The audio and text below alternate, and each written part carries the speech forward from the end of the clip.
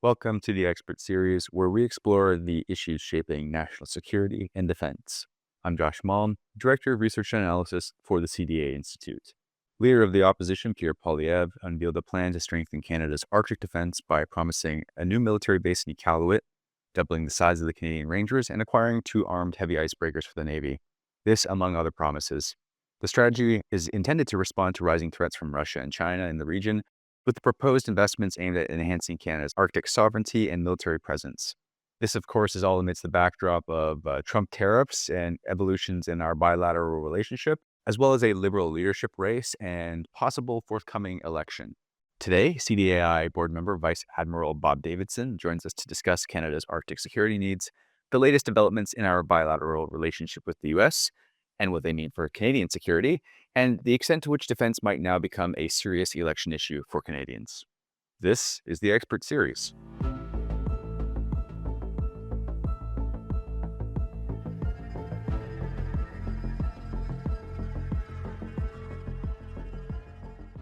Earlier this week, Pierre Poilievre released some announcements related to defense spending and expenditures in the Arctic and defense policy in the Arctic.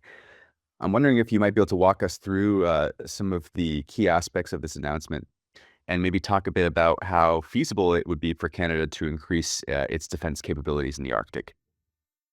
Sure. Well, I guess I'd start off by saying the really significant aspect of this is that it looks like we might be getting defense into the election platform going forward of all of the parties. Hence the reason why CDAI is pushing for a televised debate on the subject.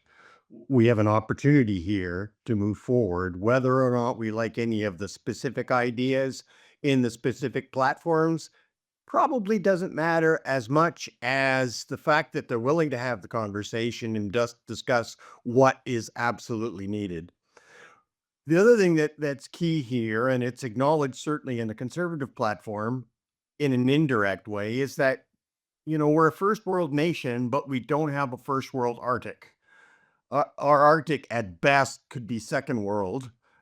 It's under-resourced in terms of investment. It lacks infrastructure. It lacks the energy sources and all of the kinds of things that would allow communities to build there. It lacks the right kind of ports, et cetera, the right kind of airfield and infrastructure to really move forward and become a first world Arctic. And so any talk about investment in infrastructure in the Arctic ought to be welcome. But I would echo comments that have come from the government in Nunavut. We need to consult.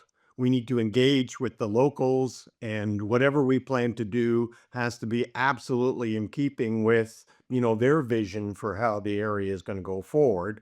But we all have to acknowledge that, if you're really serious about sovereignty in our Arctic, it's about investment there. It's not about a couple of airplanes and a couple of icebreakers offshore. Thanks for that introduction, Bob. I'll note that in the videos Mr. Poilievre released, he was talking about things like a military base in Iqaluit, doubling the Canadian Rangers, potentially acquiring heavy icebreakers. I'm wondering if you might be able to comment on any of these potential investments, and if not, if you might be able to dive a bit deeper from your opening remarks and talk about maybe some key investments you think might be important for the Arctic, or most Well, important. sure. Well, let's start with the easiest one, the Rangers. That's a no-brainer. I mean, the Rangers bring us local knowledge and expertise. They bring surveillance in the area, and growing that capability is both inexpensive in the big scheme of things, and has payoff in terms of our relations with local communities and in terms of increasing, if you will, our footprint. So absolutely, let's grow the Rangers. Uh, with respect to the icebreakers, um, we obviously need a footprint up there. We need more combat capability up there. I would start by saying the first most important capability to get up in the Arctic is probably the submarine capability. And to go back to the earlier point we made about infrastructure, um, uh, the building and creation of infrastructure up there, it will be a game changer for submarine deployments in the Arctic. What we'll want to be able to do to have sustained deployments in the Arctic is to change the crews out to be able to refuel those systems that need to be refueled and extend the high combat capable covert nature of the operations when we get there. Last thing we want is to be sailing a submarine all the way from Victoria or Halifax and have it only be able to be up in the Arctic for a couple of weeks before it has to turn around and come back because of all of the issues associated with, the cleanliness of the environment, et cetera, et cetera. So infrastructure would allow us to do all of the kinds of things that we need to do to maintain a pristine, fully combat capable submarine in the Arctic for an extended period of time in those windows of opportunity that will be most critical, which are, of course, still going to be summer. I mean, the maximum ice edge hasn't really changed a whole lot. It's just the quality of the ice, the depth of the ice, and the window in which we could operate is going to grow somewhat, but there are still going to be a lot of issues associated with that. So in those windows when others might be there and we want to be there, we need to optimize that capability, and infrastructure in the north will certainly do that. On the Arctic or on the icebreaker itself, sure, if we want to build some icebreakers, fine. But if we're going to have more icebreakers, please let the next round have more combat capability than the existing round. The AOPS, for all of the quality of the people on board and their willingness to do a great job, if they don't have all of the right kit to defend the ship and to extend their presence and their influence around the area they're in, what's the point of having them there? And so we need more combat capability up there, and another bunch of lightly armed icebreakers isn't going to help us any more than the few capability ships that we have there now. So those would be, sort of my first two.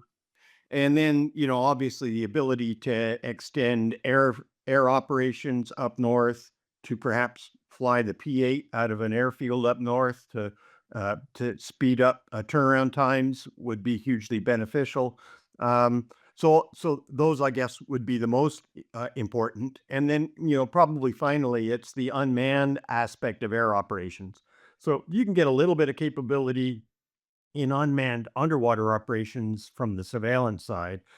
You get a ton of capability with unmanned aerial vehicles in the air across the vastness of the Arctic. And so that's certainly an area we would need to invest. And then, to maintain communications with everybody up there, we need to increase both communications. We should improve internet access up there for any shore facilities and the population, because they need that for education. So there are a lot of pluses to growing these capabilities. Well, thanks, Bob. I think that's a really robust but pretty succinct as well kind of overview of some of the more key defense and infrastructure investments we would want to prioritize in the Arctic. Before going ahead to a bit of a broader discussion on some of these matters, I'd like to linger on this recent announcement for one more moment. So we had some of these potential investment announcements and plans announced by the Conservatives for the Arctic. I'm wondering if you might be able to offer comment on if there's anything new within these announcements that we haven't seen in our Arctic foreign policy or in our pre-existing party platforms, or even the defense policy update. So is there anything new in there? Does it contrast at all with any of these sort of previous announcements? I don't think it's vastly new, but it's certainly clear in some areas. So that's great, and of course it raises the issue and addresses to some extent the 2%. Well, when I mention 2%, let me say something about that. We always seem to talk about this arbitrary 2%. I know NATO set 2%, and I'm okay with that. But 2% was set as floor. I would anticipate in the coming NATO summit that floor is going to change. It's probably going to go up. There's all indications that the alliance would like even more defense spending. Regardless of how that plays out, the real issue, the way we ought to be thinking about it in Canada is what is the capability that we need to meet both our national and alliance objectives, requirements, strategy? What capabilities do we need? And, if we invested in most of those capabilities, we'd be well over 2%. Um, no, governments have to decide how to phase this, and there are competing priorities. I would say that at the bottom line, though, that the money is there. It's just being spent on other things. I mean, there are billions being spent on consultants in Ottawa that could be spent on defense. And that's just the tip of the iceberg of how money could be massaged and moved. There's, if we're going to be in a trade war with the US, what about all that tariff money? How can that tariff money be used to strengthen us and make us more of a welcome partner to the US that might actually turn back some of those tariffs in the long term? So, the question shouldn't be about 2%. The question should be, let's get on with investing in infrastructure, in capabilities. If we do all of that, we're going to be well over 2%, and our allies and our closest ally will start paying attention. That's actually a question I was about to touch on as well. So I'm hoping you can flesh that out a bit more. Obviously, over the past year in particular, we've seen a lot of messaging coming from Washington about how our American friends are you know um, unhappy with our defense spending. We've been called a laggard in defense. Would prioritizing some infrastructure and spending in the Arctic in particular, would that change the calculus here or have any positive impact on our bilateral relationship?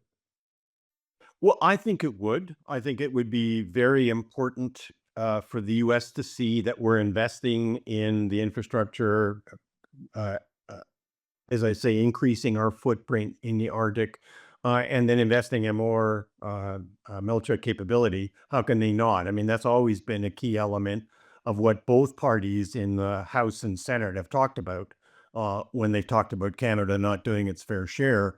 So why wouldn't all of that pay off? I'm sure it would. Um, will it have an immediate effect on the machinations of the White House as it exists at the moment? I don't know. And we're all having a hard time predicting what's going to come out of that guy's mouth next. Um, but, we got to take him at his word. And at his word right now, he says, not only does he say these things are important, but he's saying that annexation is on the table. And we ought to be worried about that. And so part of this is about showing that, we can look after ourselves.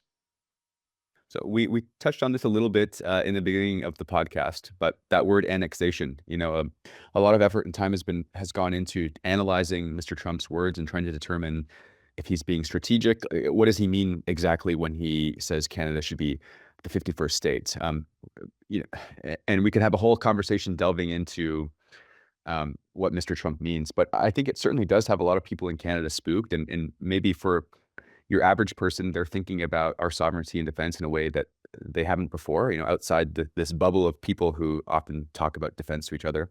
With that said, do you see this as maybe, the tariff threat and the talks about our sovereignty being maybe potentially a catalyst for the general public to care a bit more about defense and for defense to be an actual palatable sort of political position that impacts elections?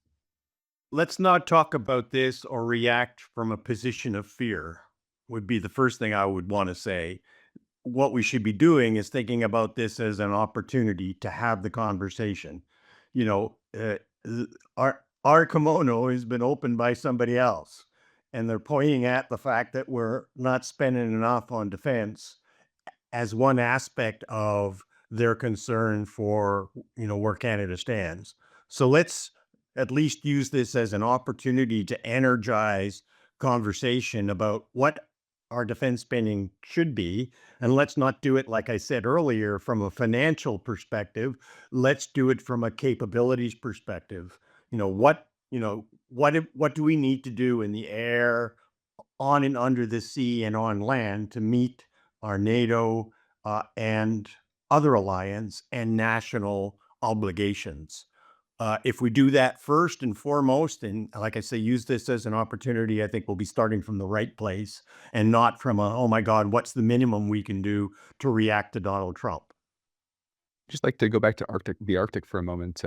We talked a lot about defense investments in the Arctic and areas we can prioritize, but maybe for those who aren't too familiar with the overall threat assessment of the Arctic, what might you say are some of the biggest challenges or threats Canada faces in the Arctic, whether that's as a result of climate change, perhaps, or states like Russia or China or any other kind of threats or challenges that might come to mind? Climate change is only one aspect of it. And when we talk about climate change, we shouldn't be thinking, oh my God, suddenly the Northwest Passage is going to become a major shipping route. That's just not the case. Um, but warming does mean that there's more access up there. So why is that important? Well, it's clearly important from a sovereignty perspective. We want to be able to see what others are doing.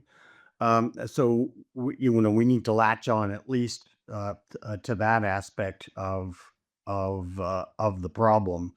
But it's really much broader than that. So the other aspect that's important is the resource aspect. So from my view, most of the traffic we're going to see into and around the Canadian Arctic is going to be destination based. So it's going to be about people, tourism wanting to get in there, or it's going to be about trying to get resources and capability into towns and locations across the Arctic for building, et cetera, et cetera.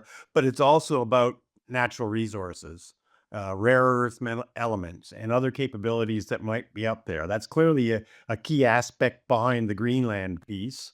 And why the U.S. is so interested in Greenland is rare earth and other elements that they could capitalize on from that region. We undoubtedly have lots of resources up there.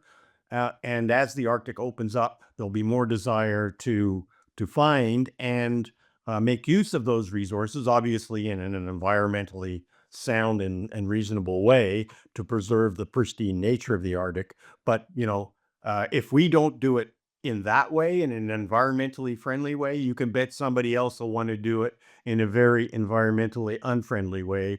And so that's a critical aspect of the threat, in my view, to the Arctic.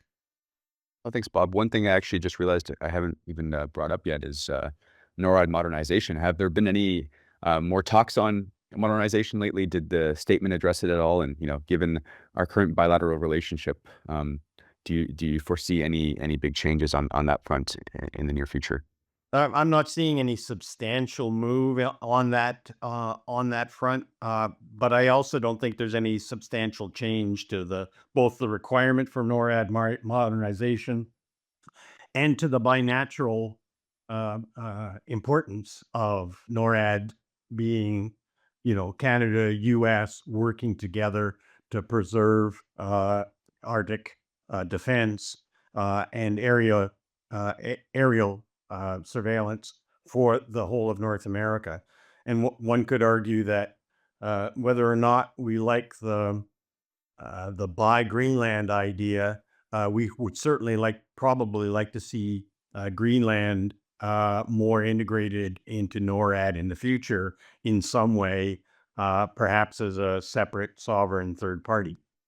Oh, well, thanks, Bob. We've covered those announcements that we began the conversation with. We've talked about defense as maybe becoming more of an issue on the radar of voters, uh, the Trump tariffs.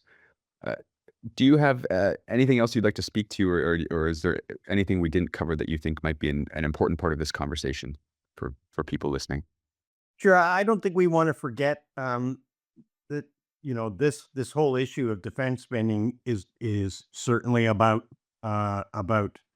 um, defense and security for Canada, but it's also about alliances, and fulfilling our responsibilities as a member of an alliance.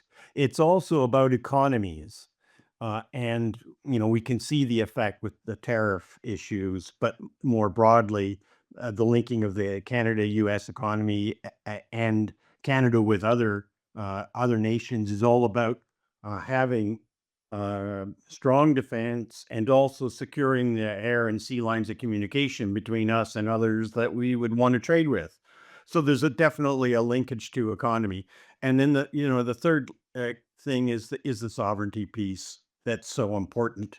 You don't declare or hold sovereignty over an area simply by saying so and occasionally showing up.